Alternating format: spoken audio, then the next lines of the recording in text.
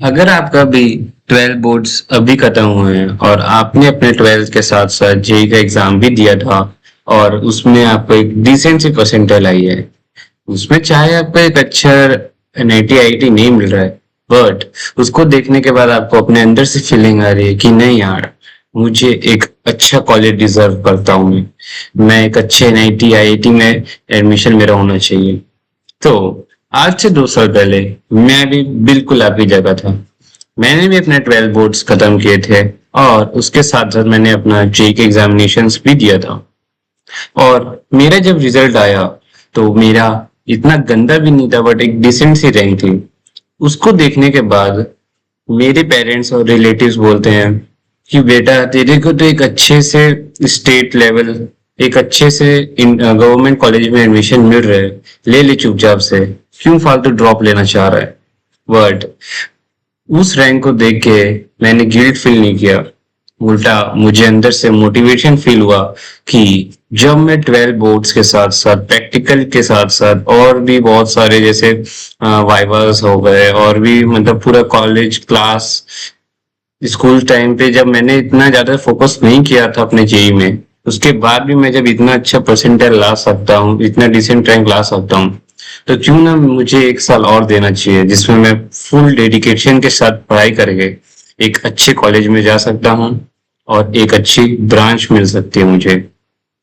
So myself Naitik Khetan, and currently I am studying at NIT Raipur and pursuing BTech at Electrical Engineering। आज की video में हम कोई भी फालतू ज्ञान नहीं देंगे।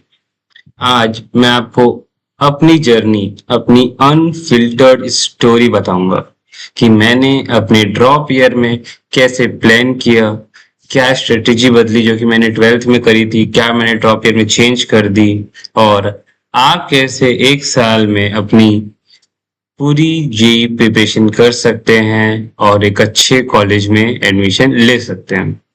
चलिए देखो, सबसे पहले मैक्सिमम लोग ड्रॉप क्यों लेते हैं? या तो उनने 12th में जेई दिया ही नहीं, और या तो अगर उन्होंने जेई दिया तो उनके बहुत कम परसेंटाइल आई, किन्हीं किन्हीं के तो नेगेटिव में भी आती है, और उसके वजह से वो एक अपने आप को और चांस देते हैं ताकि उनका एक अच्छा जगह एडमिशन हो सके। बट मेरे साथ और शायद आपके साथ भी ये केस नहीं है। हमारे साथ ये केस है कि हमने दिया और हमारा इतना बुरा हाल नहीं है, हमारा एक अच्छा रैंक आया था। हमें बस उसको और इम्प्रूव करना है और डिस्ट्रैक्शन से दूर जाके एक अच्छा रैंक डिजर्व करते हैं हम। तो इसीलिए हमें क्या जरूरी है, हमें सबसे पहले तो ये जरूरी ध्यान रखना है कि हमें किसी भी मेंटल प्रेशर में नहीं आना है। क्योंकि जब मैंने ड्रॉप लिया था तो मेरे पेरेंट्स एकदम अगेंस्ट थे डिसीजन के। उनको मनाने में मेरा बहुत टाइम वेस्ट हो गया था। और तो और उनने मेरे को एकदम मना कर दिया था कि हम कोई कोचिंग नहीं देने वाले, अगर तुझे पढ़ना है तो तेरे को अपने आप से पढ़ना पड़ेगा, जो भी तेरे पास मटेरियल्स पड़े तेरे को उसी से करना पड़ेगा। तो वो भी मैं आपको डिस्कस करके बताऊंगा। तो उसके लिए वीडियो में बने रहने के लिए सबसे पहले तो आपको लाइक, शेयर और सब्सक्राइब जरूर से कर देना है, ताकि नेक्स्ट वीडियो के लिए आपको नोटिफिकेशन सबसे पहले आ जाए। तो जैसा कि मैंने आपको बताया, मेरे पेरेंट्स इससे अगेंस्ट थे। तो मैंने जो रिसोर्सेज अपने जेई ड्रॉप ईयर में जो भी यूज किए थे, वो थे पीडब्ल्यू के मॉड्यूल्स एंड पीडब्ल्यू का प्रयास 2.0 बैच। प्रयास 2.0 बैच एक सबसे तगड़ा बैच है। पूरे ऑनलाइन, जो पूरा ऑनलाइन प्लेटफॉर्म है उसमें पीडब्ल्यू सबसे रैंक 1 में आता है अकॉर्डिंग टू मी।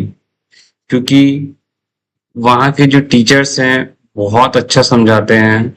ऐसा नहीं है कि और टीचर्स नहीं समझाते, बट सबको अपना अपना रहता है कि कौन से टीचर से किसको कितना समझ में आ रहा है। मेरे को पीडब्ल्यू के टीचर्स बहुत मस्त लगे, खास करके ऑनलाइन ही। उनका वे ऑफ टीचिंग, उनका मतलब जो भी एक्सप्लेनेशन था, सब कुछ बहुत अच्छा था। तो अगर आपके पेरेंट्स नहीं मान रहे हैं तो आप पीडब्ल्यू का ऑनलाइन कोर्स जरूर से ले सकते हैं। और मैं यही बता दूं, ये कोई प्रमोशन वीडियो नहीं है। मैंने जो लिया था मैंने वही आपको बताया, और जो टीचर्स थे वो बहुत बेस्ट थे। आप उसको डायरेक्ट अच्छे से अगर फॉलो करेंगे उन टीचर्स जो कहते हैं, जो पढ़ाते हैं, आई एम डैम श्योर कि आपको भी अच्छे रिजल्ट्स देखने को जरूर से मिलेंगे।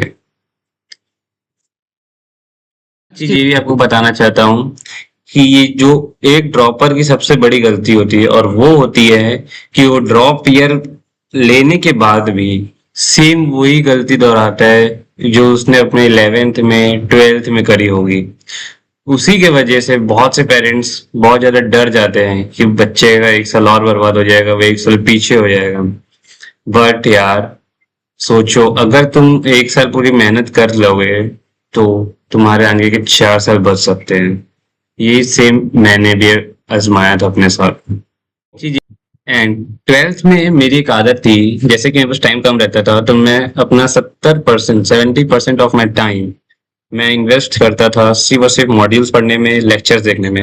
एंड मैं क्वेश्चंस बहुत कम सॉल्व किया करता था, खास करके जेई के जो प्रीवियस से क्वेश्चन रहते थे वो मैं बहुत कम ही सॉल्व करता था। 30% 25 ऐसे ही आप मान लीजिए, उतने सॉल्व करता था।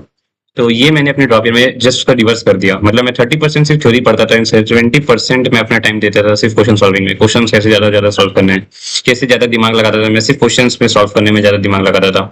लेक्चर्स में थोड़े कम कर दिया था। एंड और जो थ्योरी था उसको, मतलब सिर्फ थ्योरी में मैं बोलूँ तो सिर्फ सिर्फ केमिस्ट्री की जो थ्योरी रहती है, क्योंकि केमिस्ट्री जो होती है ऐसा सब्जेक्ट है जितने ज्यादा थ्योरी याद करोगे, क्योंकि केमिस्ट्री एज इट इज सीधा, जितना ज्यादा केमिस्ट्री लर्न करते हो उतना ज्यादा पर मार्क्स आता है। तो इसलिए मैं सिर्फ जो थ्योरी का टाइम था वो मैं सिर्फ केमिस्ट्री को देता था। आपको सिर्फ केमिस्ट्री में ही, थ्योरी में ज्यादा टाइम देना, बाकी फिजिक्स और मैथ्स इनमें से आपको क्वेश्चन सॉल्व करना है। जितने ज्यादा क्वेश्चन सॉल्व करोगे उतना ज्यादा पर रैंक बढ़ सकता है। और मैथ्स मैं बताऊं, मैं प्रीवियस वीडियोस में भी बोल चुका हूँ, मैथ्स आपका रैंक बूस्ट कर सकता है। अगर आपका मैथ्स स्ट्रांग है तो याद रखना, आप तो बहुत से बच्चों को पीछे छोड़ दोगे आसानी से। मेरे को मैथ्स बहुत अच्छा लगता था तो मैं तो अपना पूरा सेट करके रखा था कि मतलब मेरे को मैथ्स अपना एकदम तगड़ा करके रखना है।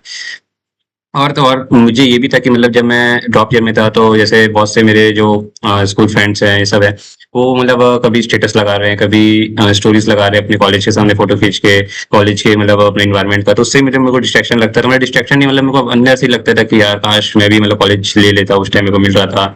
मैं क्यों फालतू ड्रॉप लिया हूँ, मैं एक साल पीछे भी हो गया हूँ। भाई देखो, अब तुम ड्रॉप ले चुके हो, तुम्हारे पास कोई ऑप्शन नहीं है ये सब करने का। इसीलिए मैंने अपने गेम्स, इंस्टा सब कुछ डिलीट कर दिया था एकदम, फोन से एकदम पूरा फोन उठा के फेंक दिया था, मतलब समझ लो। बस फोन में जब लेता था जब मेरे ऑनलाइन लेक्चर्स आते थे, जब मुझे क्वेश्चन सॉल्व करना था, बस उसके अलावा मैं कुछ नहीं देखता था। फ्री टाइम में मिल रहा है, तुम्हारा एकदम डिस्ट्रैक्टेड फील हो रहा है, मतलब तुम लगातार एकदम बर्नआउट फील कर रहे हो, तुमको ऐसा नहीं करना है कि तुम्हें फोन चला के रील्स देख रहे हो। हमारे में जो टीचर्स थे, मतलब मैथ्स हमको सचिन सर पढ़ाते थे, तो वो बोलते थे कि तुमको जब ब्रेक लेना है तो तुम अपना टाइम रील्स में मत लगाना, गाने सुनने में मत लगाना, क्योंकि वो तुमको और ज्यादा डिस्ट्रैक्टेड कर देंगे, उससे तुम्हारी पढ़ाई और ज्यादा टूट जाएगी। या तो तुम अपने, जैसे तुम घर में रह रहे हो, अगर तुम भी ऑनलाइन ले रहे हो तो तुम अपने पेरेंट्स का जैसे क्या बोलते हैं काम में मदद कर सकते हो, मम्मी की हेल्प कर सकते हो, या तो कुछ भी जैसे आपका हेल्प करना घर में हो तो कुछ भी कर सकते हो। तो उससे क्या है, आपको भी अच्छा लगेगा, आप भी अपने क्या बोलते हैं फैमिली मेंबर्स के साथ इंटरेक्टेड रहोगे। ठीक है। और दूसरी बात, अगर आपको नहीं है, जैसे अगर आप कहीं पीजी वीजी में रह रहे हो, तो आप क्या बोलते हैं वॉक के लिए निकल सकते हो, आप या तो फिर अपने क्या बोलते टेरेस पे रूम कर सकते हो, उससे भी आपका माइंड फ्रेश होगा। बट याद रखना, फोन नहीं चलाना है, उससे आपको टाइम का पता नहीं चलेगा और आपका 5 मिनट का टाइम का 50 मिनट में कन्वर्ट हो जाएगा, आपको खुद ही पता नहीं चलेगा। तो ये एक बड़ी गलती है जो कि आपको नहीं करनी है।